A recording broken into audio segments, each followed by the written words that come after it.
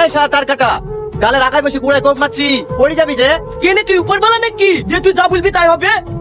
অত জ্ঞান দিতে আসিস নি, তুই যেখানে যাচ্ছিস সেখানে যা, আমাকে আমার কাজ করতে দে। ঠিক আছে কাট, যখন পড়ে গিয়ে হাত তো ভাঙবে তখন ঠিক বুঝতে পারবি। শালা মানে আমাকে বুঝাইতে এসছে, ছাগলের পাতা কেটে কেটে এত বড় হনু, কোনোদিন পড়নু না, আর আজ পড়ে যাবো।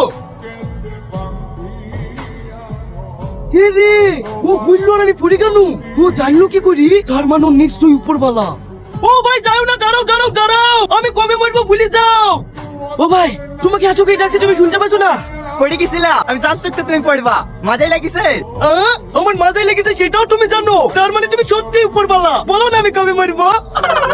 এ রে তুই কবে মরবে আমি কি করে বলবো? না না তুমি আমার কাছে লুকানোর চেষ্টা করো না, তুমি সব জানো।